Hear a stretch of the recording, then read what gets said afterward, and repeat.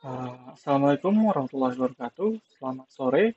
Perkenalkan, nama saya Alfitra Satora Ruhendi, NIM 41520120048 dari Fakultas Ilmu Komputer, Program Studi Teknik Informatika. Pada kesempatan kali ini, saya akan mempresentasikan tentang tugas pertemuan 6 tentang layanan cloud yang mencakup infrastruktur as a service, platform as a service, dan software as a service untuk mata kuliah pengantar cloud computing.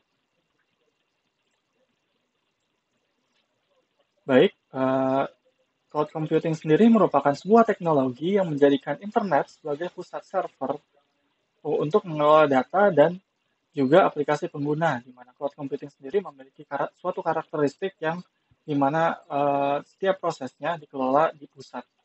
Kemudian cloud computing juga terbagi menjadi beberapa jenis, yaitu public cloud, private cloud, dan hybrid cloud, di mana public cloud merupakan layanan cloud computing yang dapat diakses oleh semua pengguna, sedangkan untuk private cloud merupakan layanan cloud yang hanya dapat diakses oleh beberapa orang saja.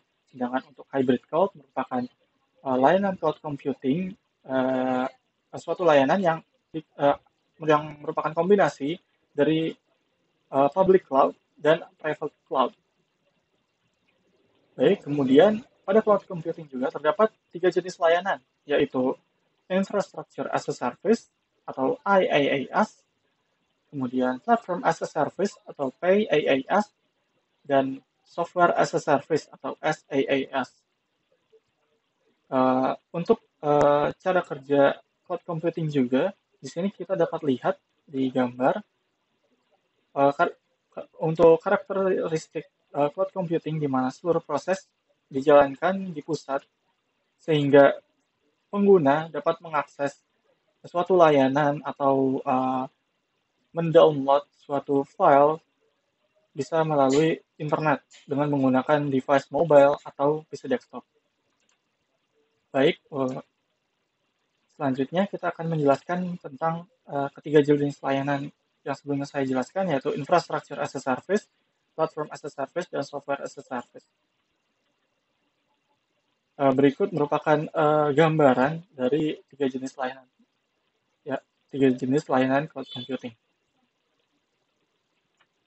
Baik, untuk bagian awal saya akan menjelaskan tentang Infrastructure as a Service, di mana Infrastructure as a Service merupakan sebuah layanan infrastruktur komputasi awan yang berupa satu paket perangkat hardware komputer virtual bersama dengan jaringan internet, bandwidth, dan dukungan alamat IP.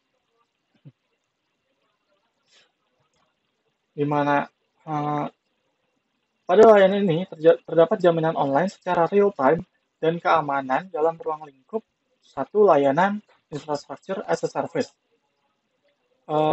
Penyedia layanan juga biasanya menyediakan berbagai spesifikasi infrastruktur, baik CPU, RAM, maupun data storage dalam bentuk virtual tanpa sistem operasi. Untuk contoh implementasi Infrastructure as a Service, yaitu AWS, Microsoft Azure, dan DigitalOcean.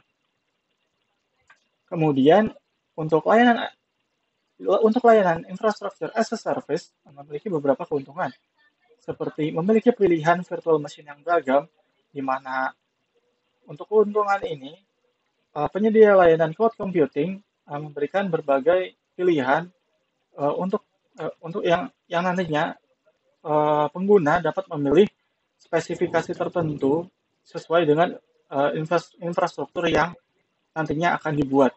Kemudian untuk keuntungan kedua yaitu kemampuan untuk meningkatkan dan menurunkan kemampuan komputasi yang dijalankan di layanan cloud computing. Untuk keuntungan ini didukung oleh fitur layanan cloud computing, di mana kita dapat menyesuaikan spesifikasi penggunaan layanan cloud computing yang kita inginkan. Serta dengan adanya keuntungan ini, di mana salah satu fitur cloud computing juga yaitu pay as you go atau pembayaran sesuai dengan apa yang kita gunakan. Dengan adanya keuntungan ini juga sehingga kita dapat menyesuaikan pembayaran sesuai dengan apa yang kita gunakan saja. Kemudian untuk poin ketiga yaitu dapat menyimpan data pada beberapa lokasi geografis fisik, di mana untuk layanan cloud computing sendiri memiliki data center pada beberapa negara. Sehingga layanan cloud computing memiliki availability yang cukup tinggi untuk dapat diakses secara terus-menerus. Kemudian kita beralih ke platform as a service, di mana platform as a service merupakan layanan berbasis cloud dengan cara menyewa perangkat keras atau hardware, sistem operasi, storage, dan kapasitas jaringan via internet. Di mana pengguna bisa menyewa virtual server dan layanan untuk menjalankan software berbasis web yang telah dikembangkan. Selain itu, pengguna juga dapat menguji software berbasis web yang sedang dikembangkan. Biasanya, platform as a service merupakan suatu framework yang digunakan oleh developer untuk berfokus dalam membangun serta membuat suatu perangkat lunak. Dengan menggunakan layanan platform as a service, pengguna dapat memperoleh sumber daya untuk membuat perangkat lunak tanpa harus membeli hardware yang diperlukan. Contoh dari implementasi layanan platform as a service yaitu Google App Engine, OpenShift, dan QuickDAS. Kemudian, untuk platform as a service memiliki sebuah keuntungan yaitu developer cukup berfokus pada pengembangan aplikasi saja, dikarenakan untuk platform atau tempat pembuatan dari software atau perangkat lunak tersebut sudah dikelola oleh penyedia layanan cloud computing dan menjadi tanggung jawab dari penyedia layanan cloud computing. Untuk layanan platform as a service memiliki fitur yaitu development berbasis browser internet, di mana layanan platform as a service dapat diakses melalui browser. Kemudian platform as a service juga memiliki scalabilitas, access control, security, dan web service yang tersedia di layanan platform as a service.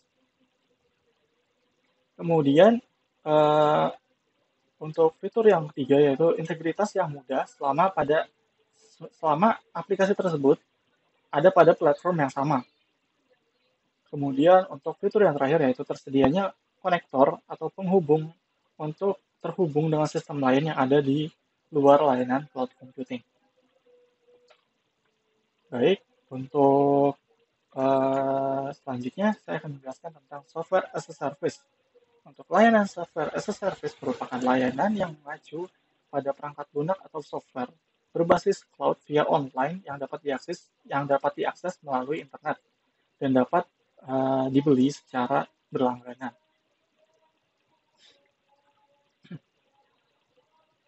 Di mana aplikasi atau layanan software as a service tersedia dalam bentuk berlangganan sesuai dengan kebutuhan pengguna atau on demand. Jadi, pengguna tidak perlu lagi membeli lisensi atau menginstal aplikasi, melainkan cukup membayar biaya langganan. Kemudian, pengguna dapat menggunakan software tersebut secara online melalui internet. Baik, untuk contoh implementasi software as a service sendiri yaitu Dropbox, Google Drive, serta Google Apps, di mana pada Google Apps juga terdapat beberapa aplikasi yang tersedia yang dibuat oleh Google. Kemudian, untuk layanan software as a service juga memiliki dua tipe layanan, yaitu public serta private, di mana public sendiri merupakan layanan software as a service yang dapat diakses oleh semua orang. Sedangkan untuk tipe private merupakan layanan software as a service di mana perangkat lunak tersebut hanya dapat diakses oleh beberapa pengguna saja. Kemudian layanan software as a service sendiri memiliki beberapa karakteristik, yaitu berbasis internet sehingga pengguna dapat mengakses via web browser untuk menggunakan perangkat lunak tersebut. Kemudian perangkat lunak ini bersifat terpusat atau dikelola terpusat sehingga pengguna hanya cukup menggunakannya saja tanpa harus memikirkan bagaimana cara memaintenance atau mengelola perangkat lunak tersebut. Kemudian uh, layanan software as a service juga melakukan update secara terpusat sehingga pengguna tidak perlu memikirkan bagaimana software tersebut atau perangkat lunak tersebut uh, perlu dilakukan patching atau upgrade firmware. Kemudian untuk layanan software as a service bersifat multi-tenant atau pemakaian sumber daya bersama, di mana untuk software sendiri dapat digunakan oleh keseluruhan orang dalam waktu bersamaan. Selain itu, untuk layanan software as a service sendiri memiliki beberapa keuntungan, yaitu model rancangan dan distribusi software lebih menarik dan harga yang terjangkau, di mana layanan software as a service sendiri untuk biaya berlangganannya sesuai dengan apa yang kita butuhkan. Sesuai dengan prinsip cloud computing sendiri, yaitu pembayaran secara pay as you go, sehingga untuk layanan software as service sendiri memiliki harga yang terjangkau dikarenakan pembayaran dilakukan sesuai dengan uh, software atau perangkat lunak yang kita gunakan saja atau fitur yang kita butuhkan saja. Kemudian keuntungan kedua yaitu meningkatkan produktivitas pengguna. Keuntungan ini didukung oleh uh, dikarenakan layanan software as a service dapat diakses dari mana saja, bahkan menggunakan device apa saja, baik PC desktop atau mobile phone. Dikarenakan layanan software as a service dapat diakses menggunakan web browser yang sehingga layanan ini bersifat mobile. Kemudian untuk keuntungan yang terakhir, mempermudah pengguna melakukan migrasi aplikasi. Untuk keuntungan ini, untuk keuntungan ini, pengguna dimudahkan dikarenakan pengguna tidak perlu memikirkan bagaimana lisensi yang sebelumnya sudah dibeli atau sudah inputkan ke dalam aplikasi, dikarenakan untuk aplikasi sendiri sudah dikelola oleh penyedia layanan. Begitu. Baik, untuk presentasi kali ini sudah selesai. Kurang lebihnya mohon maaf. Wassalamualaikum warahmatullahi wabarakatuh. Terima kasih.